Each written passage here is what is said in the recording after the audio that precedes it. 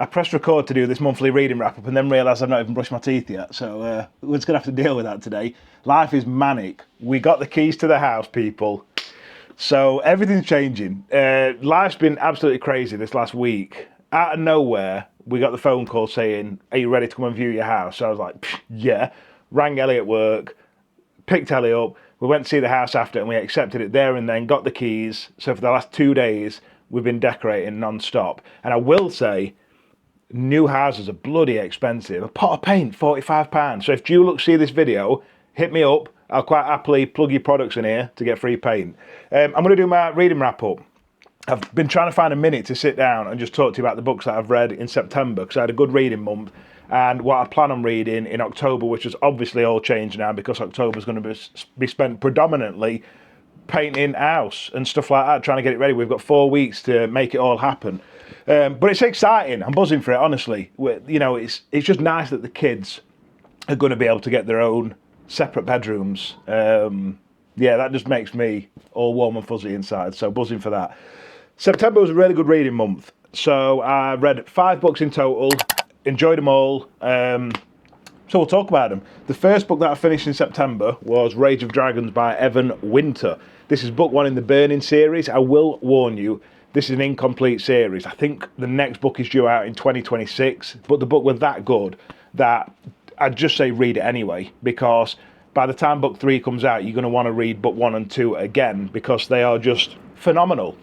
This is an African-inspired fantasy, which I've never read before, based on Zambian culture. So that does tie in with a lot of the themes in the book and also a lot of things in the book, like fashion, the weaponry, the environment.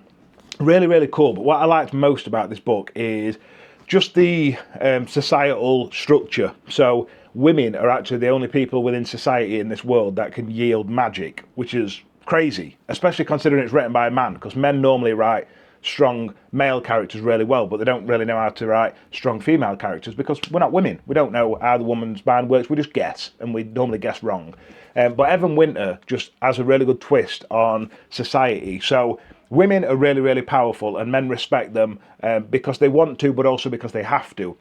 Because without the acknowledgement of women, then men aren't going to get stronger, because once women yield magic to the men become physically bigger and stronger and can go out and battle and stuff, but then they have to give the magic back to the woman and they go back to their former selves. So that's really interesting. But I love the fact as well that within society, men are doing all they can to protect these women because, one, they have to, but also because they want to, because they see them as just to be respected. So that's a really, really interesting take on fantasy there. Really like that. It's got everything for me that I enjoy in fantasy. It's got like really good battle scenes, quite cinematic, really fast paced, short chapters, really good main characters and some good side characters as well. The story follows a man called Tao, who really early on in the book just suffers horrific loss within his family and within like his social circle, and he's just going on this mad vengeance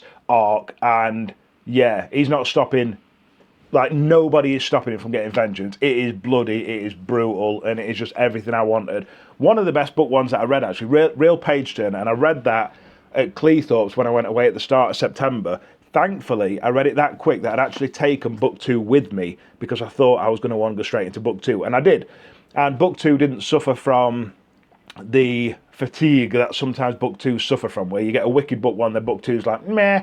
This was really good. Equally as good. The story continued. It almost felt like he literally finished writing book 1 and then just continued and didn't have a break. It just flowed really well into book 2. I can't really say much more about book 2 other than it was equally as good as book 1, but obviously builds more on the world, the history of the world. Tao's vengeance story progresses. You meet a few more characters. The battle scenes are equally as fantastic, and it just made me need book 3. I'm genuinely gaggers for book 3, and I can't wait for book 3 to come out. So I highly recommend the Burning series by Evan Winter if you fancy reading something a bit different. The next book that I finished reading in September, forgot what month we were in then, CJ Boxer's Open Season. I picked this one up from the library. I think it might be overdue, actually. No, we're all right. It's due back on the 7th of... Oh, no, they've not put a stamp in it. It's going back soon. I think it's due back in the next few days, so I need to remember that. This is book 1 in the Joe Pickett series. I really enjoyed this, and I didn't know that I would, because I'm no interest in hunting, and a lot of the themes in this book are surrounding like the hunting community within Wyoming in America.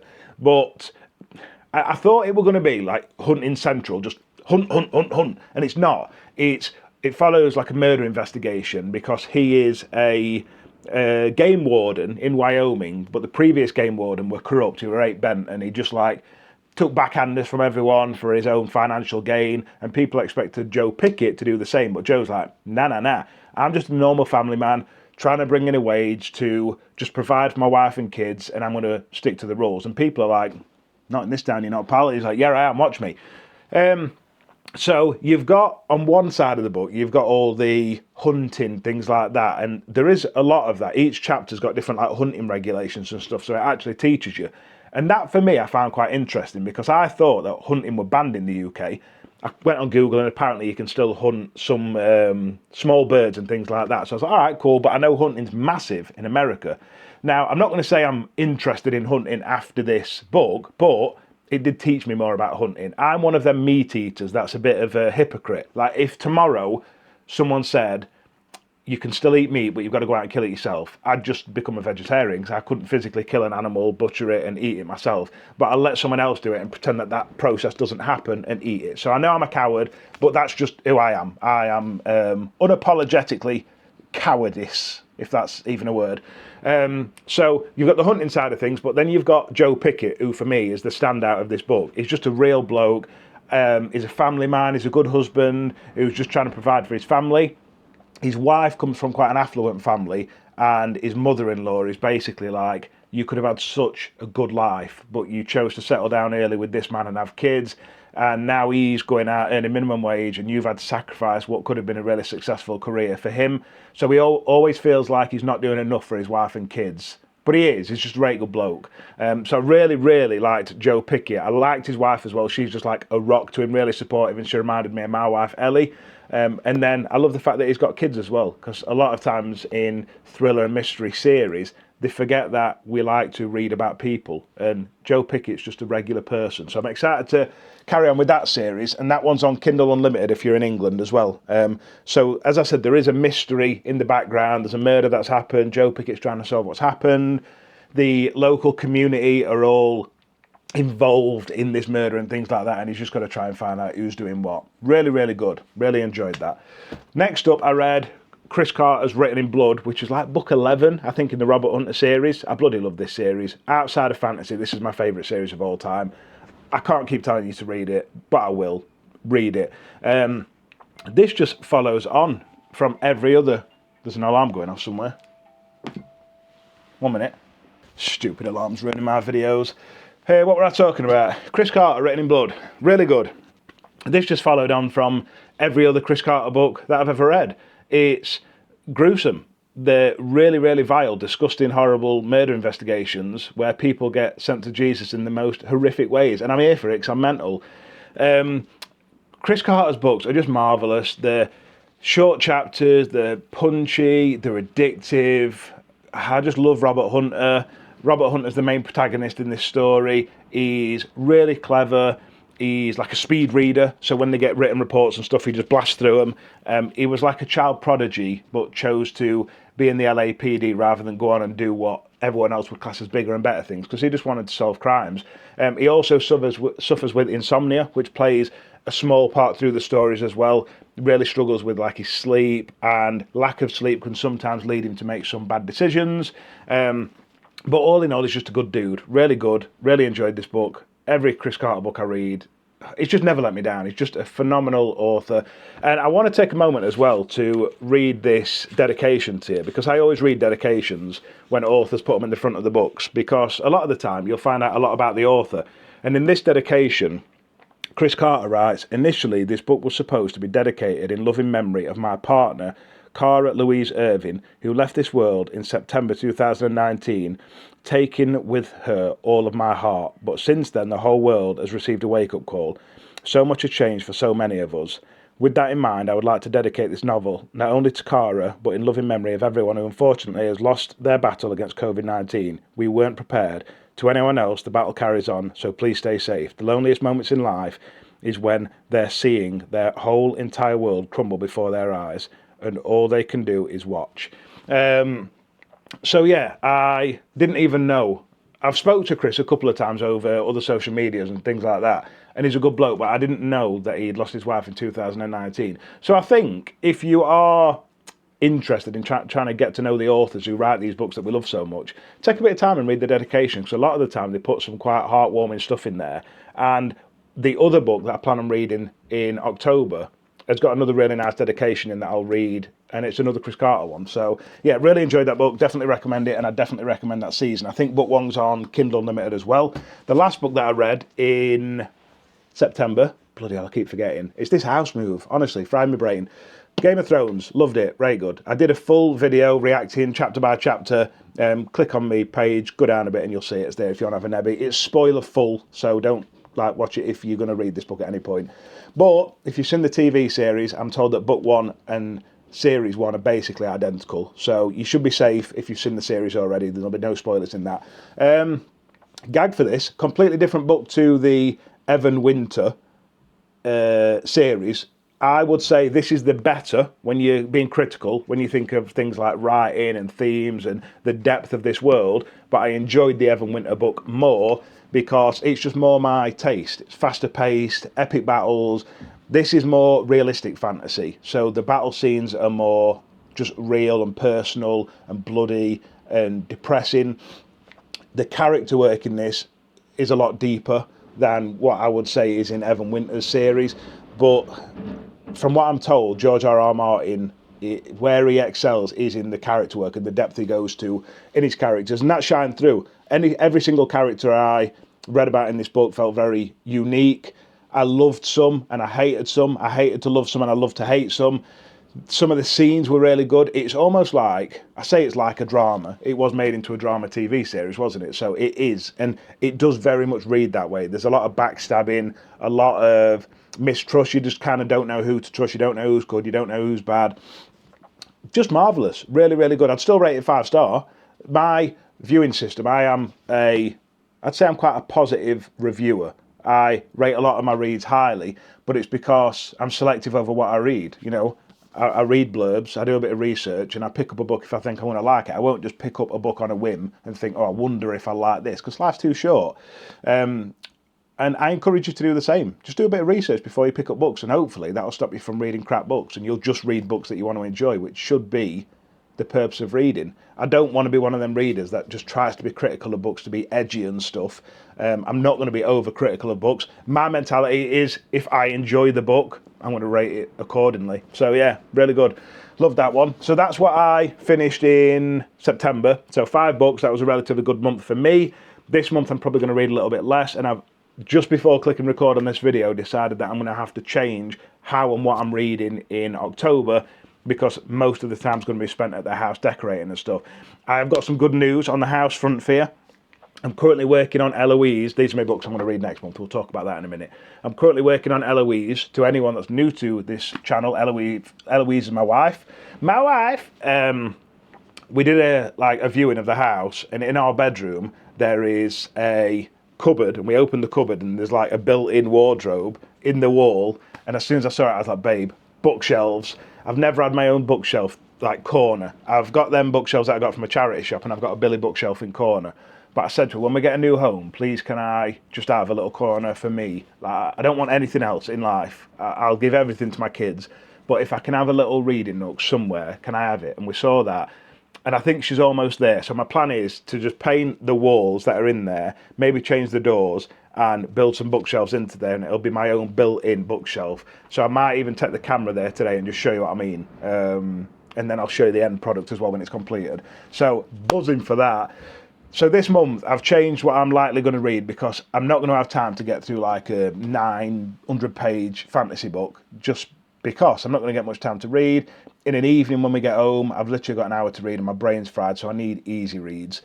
So I am currently working my way through the Murderbot Diaries. This is a 2-in-1. So the first book in the Murderbot Diaries is called All Systems Red, I think, which is only like 130 pages. This edition is on Amazon, and it comes with the first 2 books in one. I think it's not much more than just All Systems Red. So if you're going to buy it, buy this edition, because you get 2 books in one. And don't spend an audio credit on this book, because I think it's literally a few hours long. Really enjoying it so far. It's easy to read. It's fun. It follows a robot kind of cyborg thing who, in all honesty, just wants to be left alone and watch TV and just chill and watch these series that it's got in its head. But it can't, because it's tasked with looking after humans and being like a security guard for humans going to different planets and stuff. But it's managed to hack its own control module, which means that it can pretend that it's being controlled, but in theory it's actually sentient and can do what it wants, but it's just behaving so people will leave it alone. It's really good. There's a bit of a mystery going on because other robots are being aggressive to people they shouldn't be, so they're trying to figure out who's done that. Just really enjoying it. So highly recommend that if you want a nice, easy, fun read. Simple writing, just really easy to get into. The next book that I'm definitely going to read in October is Genesis by Chris Carter, because I loved Written in Blood so much that it just got me back into wanting to read Chris Carter. The reason I've not finished this series yet, and this is the second to last book that's published, at least in the Robert Hunter series, is because I just didn't want it to end. But after reading Chris Carter last month, I'm just like, I need more Chris Carter.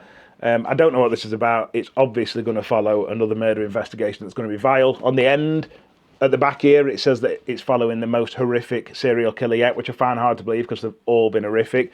But I just want to read this dedication to you again, because I read the dedication before I decided I was going to pick it up, and it's a beautiful one.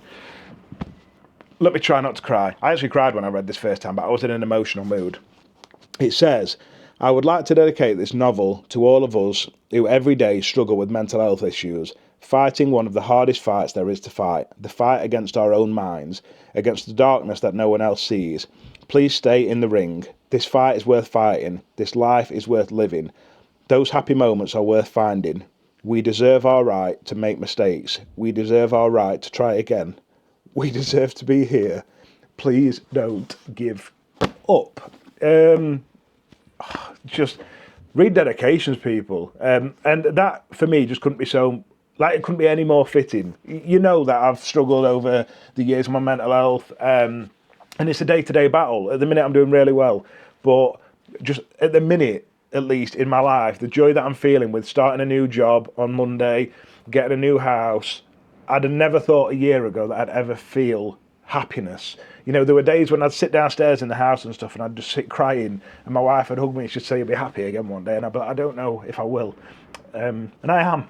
So dedications and stuff, read them, because they can remind you, especially when you're struggling with mental health, that it is just a short period in your life and things will get better. They always do. And just take one day at a time. So thank you, Chris Carter, for that beautiful dedication.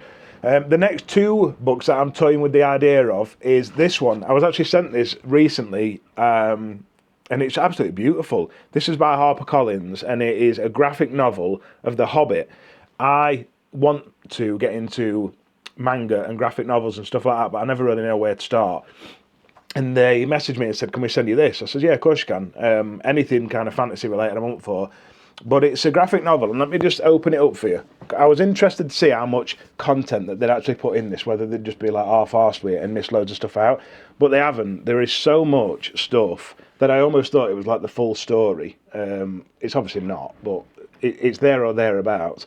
It's got all the pictures, follows the exact story of The Hobbit, but obviously you've got a lot of dialogue in it. But even the pictures are just so cute.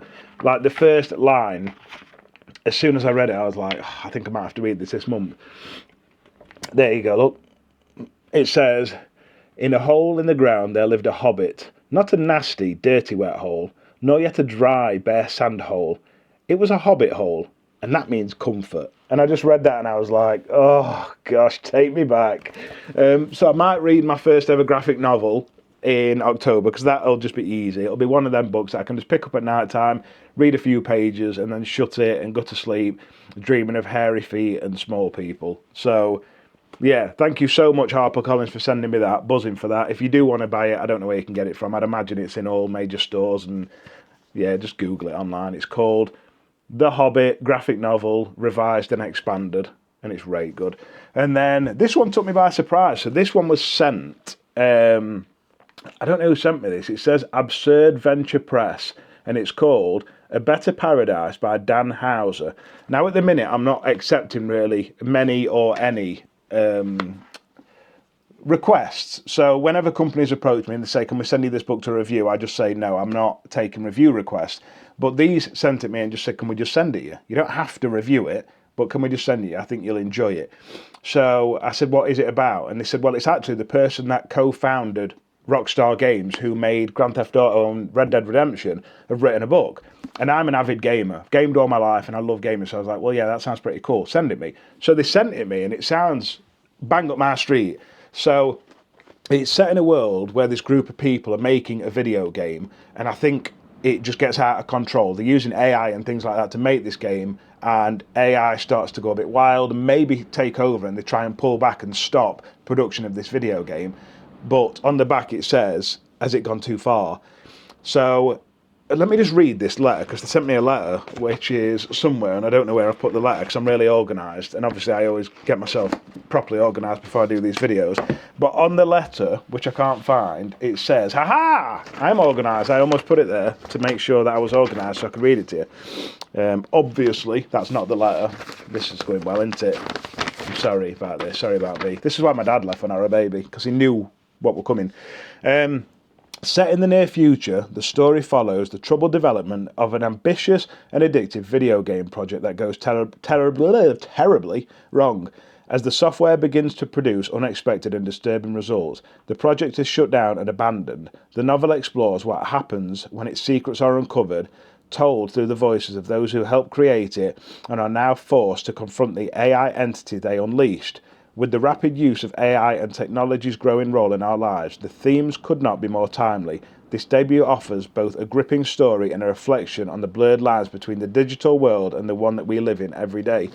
So that sounds wild to me, because I think that is a question that a lot of people ask at the minute is, you know, have we gone too far with AI, and is Terminator real? So that's another exciting one that I might pick up this month, because if I look at when I looked at the margins inside the book, I don't know what they've done with these margins. There's left some right gaps between lines and stuff. Maybe it's to make the book chunkier so it looks like there's more content in there, but it's just, I don't think it'd actually take long to read this, and I think I'd be able to get it through it relatively quick. So I think that's about everything that I'm going to be doing this month. As I said, I'm sorry that I'm not going to be able to put as much book content-y stuff out, because I likely won't be reading as much in October, but the house comes first. You know, I'm a dad and a husband and a human first, and then I'm a book lover next. So I'll still check in, I'll still be doing videos, I just might not be able to come on and go, this book's fantastic, because I won't have read many books. We'll just talk about other stuff. Maybe you can tell me what books you love, and I can make some sort of content out about. I don't know, who knows, who cares, who cares? This has been fun. I needed to sit down with you. I've now got to get ready to do all Saturday stuff. We've got to go and look at carpets. Carpets are expensive. So if there's any carpet companies out there that want to sponsor me, I'll hold some carpet up and you can carpet my house for free. I'm just begging in the streets. Yeah, if you've watched to this point, I love you the most. I will see you in the next one.